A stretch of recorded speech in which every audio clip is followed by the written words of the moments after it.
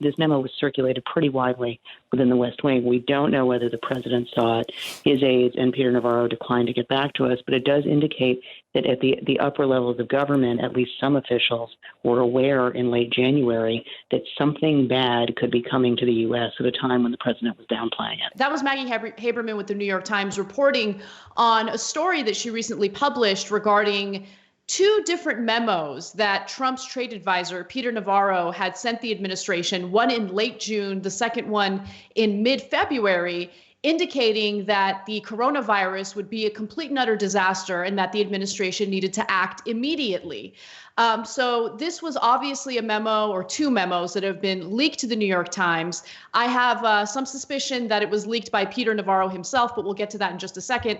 First, what did Navarro warn the administration about? According to Haberman's reporting, the warning written in a memo by Peter Navarro in that letter, President Trump's trade advisor, he's the highest level alert known to have circulated inside the West Wing as the administration was, learning about COVID-19. Now, with the subject line, impose travel ban on China, Navarro opened the memo by writing, quote, if the probability of a pandemic is greater than roughly 1%, a game theoretic analysis of the coronavirus indicates the clear dominant strategy is an immediate travel ban on China. So this is from his first memo. He was already urging the administration to ban travel from China. Now, keep in mind that Navarro is a bit of a China hawk. So people were apparently dismissive of him, thinking that he was just trying to retaliate against China.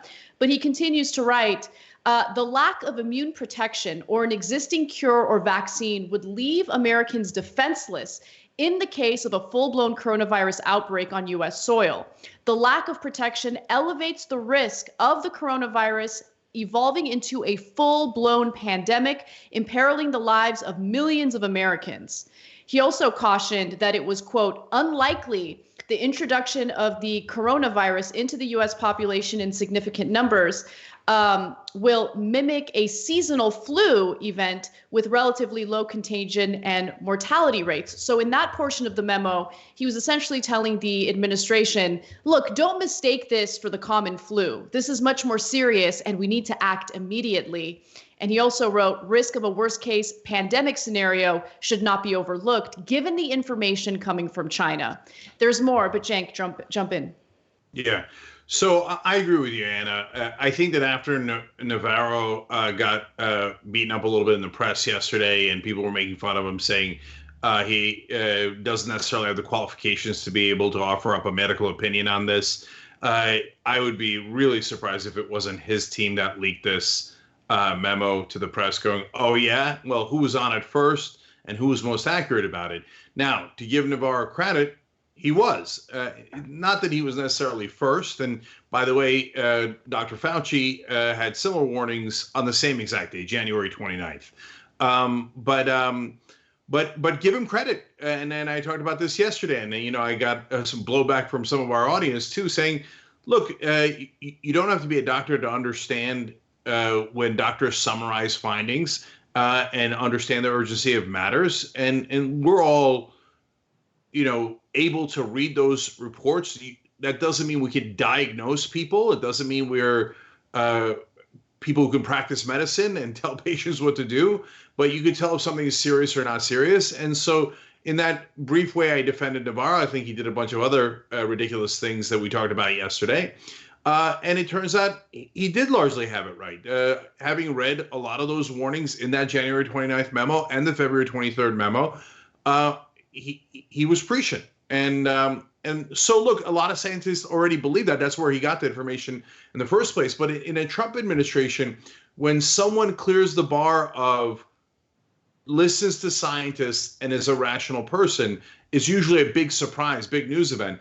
And, of course, the second part of this is deeply embarrassing to Donald Trump because his own administration and a guy he really likes in Navarro warned him about this. And he did very, very, very little. And so I don't know if it embarrasses him enough that Navarro should now be worried about his job. He's a huge Trump supporter, a massive right winger. But if you embarrass the president once, that might be good night, Irene. I paid close attention to the details in the reporting because there were a few signs that I think we should all be aware of. First of all, multiple points in the article indicates that there's no indication or proof that Trump himself read the memo or the memos. It indicates that while it was sent to administration officials, again, there's no proof that Trump saw it. So that's one of the other reasons why I think Navarro fed this story to the New York Times, because Navarro's target isn't Trump. He doesn't want to embarrass Trump. Navarro's target is Anthony Fauci. And if you pay close attention, in the article, they're specific in calling Fauci out for his disagreement with Navarro, not only on hydroxychloroquine, which Fauci says there isn't enough scientific evidence in favor of, but in the issue of the travel ban, because Navarro was very forceful in indicating that we needed to halt travel from China early on, whereas Fauci was a little more resistant to that. And it's written in the article itself. Navarro was at odds with medical experts like Dr. Anthony Fauci, who had argued that such travel bans only delay the eventual spread. Why do you think that portion of the article was included, that mention of Fauci? I mean, and look, I'm not saying that Maggie Haberman is, colluding with Navarro in putting this story together to make Fauci look bad. But what I do know is that a lot of reporters get played by government officials. And I think that that's what happened here. No. Just keeping it real.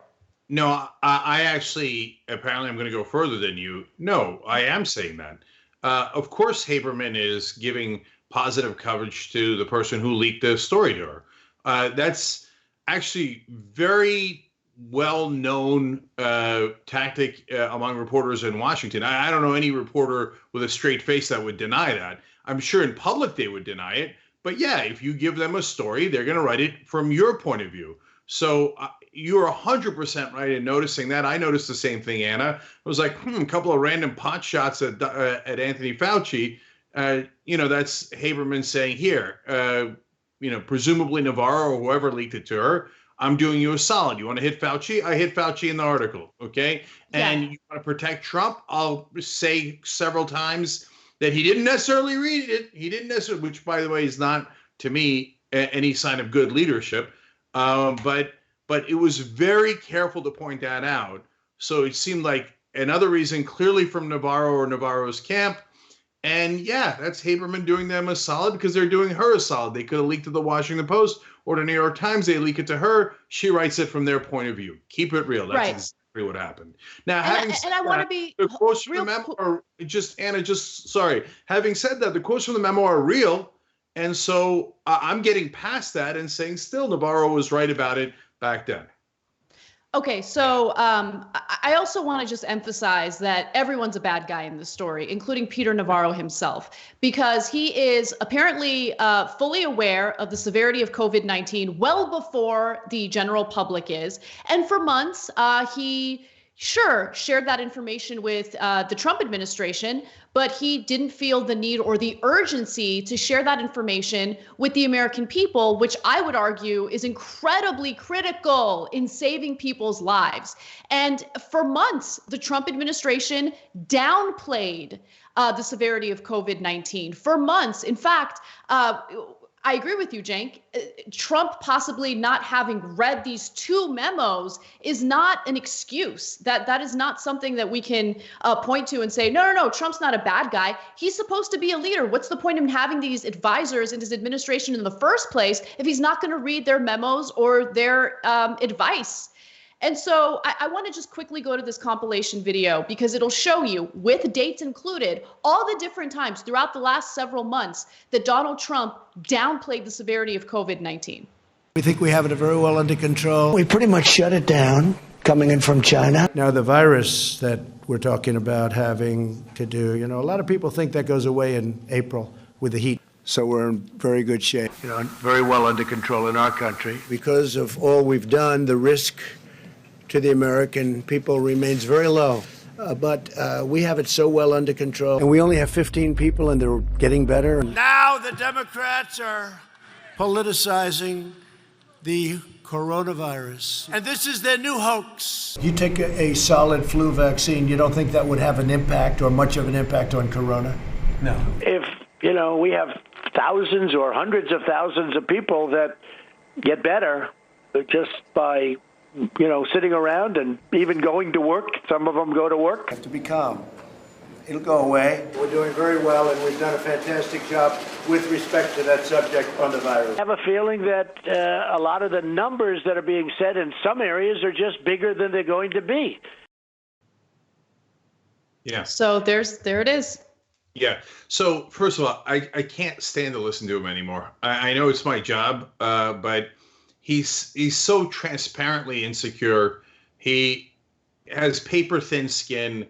An egomaniac, narcissist. All he cares about is, I'm doing great. I'm doing great. Can you believe how great I'm handling corona? There is no coronavirus. Re-elect me. Re-elect me. There is no corona. Don't worry about it. It's going to be 0 cases. I mean, you saw it with your own eyes there. That entire time, that's why the dates are on there. The entire time, his own government, one of his top advisors, was basically screaming from the rooftops, this is going to be terrible. We got to get ready. We got to get ready. And they would not get ready. All the way to mid-March, they had not ordered to test the masks, etc. Trump is a total incompetent buffoon. If you've ever run an organization, you don't even need to run an organization. If you report to anybody and you tell them, oh, no, I had the reports that could have fixed this, but I didn't bother reading them because I basically wanted to cover my ass.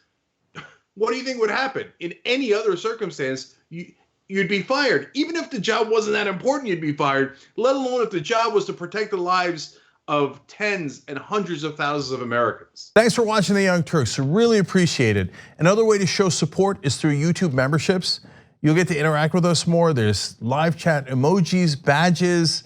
You've got emojis of me, Anna, John, JR. So those are super fun. But you also get playback of our exclusive member-only shows and specials right after they air. So all of that, all you gotta do is click that join button right underneath the video. Thank you.